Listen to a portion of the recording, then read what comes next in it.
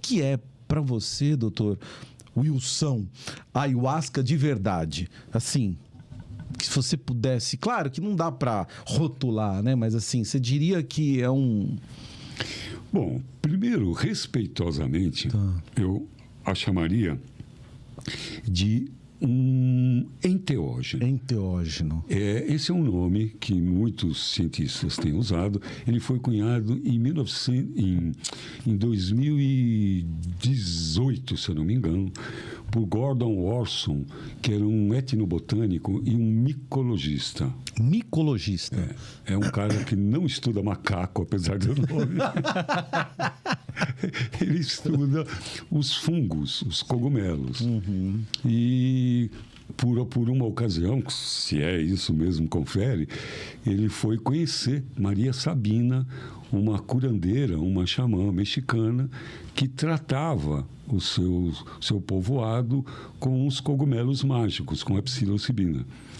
E ele já conhecia a ayahuasca, já era um estudioso disso. E quando ele conheceu, ele cunhou esse nome, enteógeno. Não foi só ele, tinha um grupo de etnobotânicos que estavam dentro dessa visão. E enteos genos, quer dizer, gerador de Deus dentro. Cara, bingo! Então, esse nome é muito feliz. Porque, independente de uma sugestão religiosa, com uma experiência até recreativa, a pessoa pode se encontrar com o sagrado quando faz uso dessas substâncias. Como eu encontrei na primeira vez que bebi ayahuasca. E encontrei com algo que não estava procurando, que não estava precisando, eu nem sabia que eu estava, mas estava. Tanto que aquilo orientou minha vida, mudou minha vida. Então, a ayahuasca é um enteógeno. E, para mim, eu poderia dizer assim, sem exagero, Calixto, que ela me colocou no rumo certo da minha vida.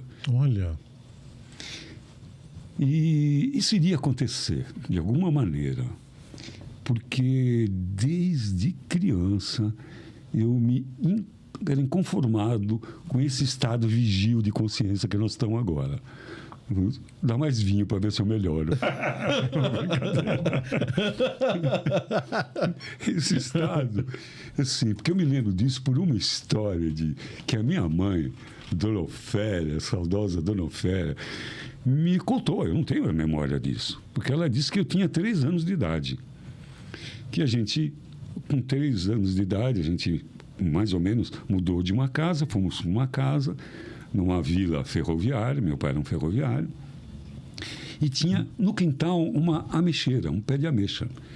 E ela disse que eu, pequenininho, um garotinho de 3 anos, adorava ir embaixo daquela ameixa, segurava com uma mão, ficava rodando em volta da ameixeira e soprando, até ficar completamente chapado com ar e com o giro. E aí eu, caía para trás e ficava olhando o céu.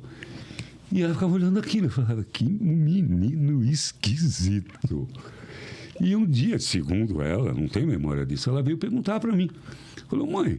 Ela veio falar, filho, por que você faz isso?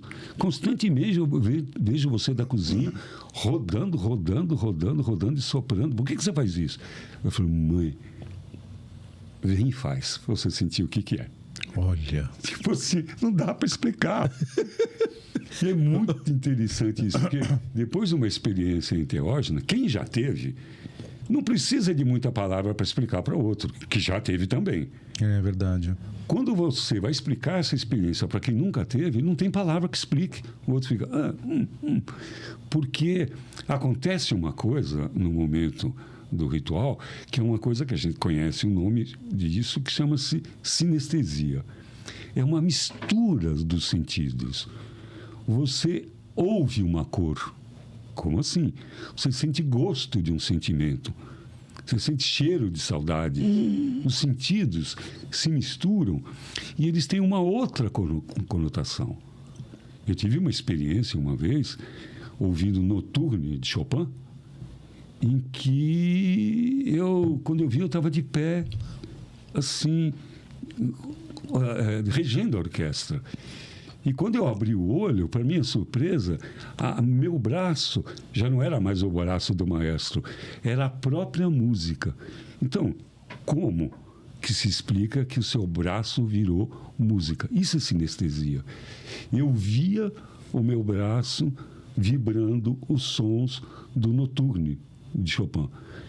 E nessa ocasião minha mulher estava comigo e ela estava deitada na viagem dela.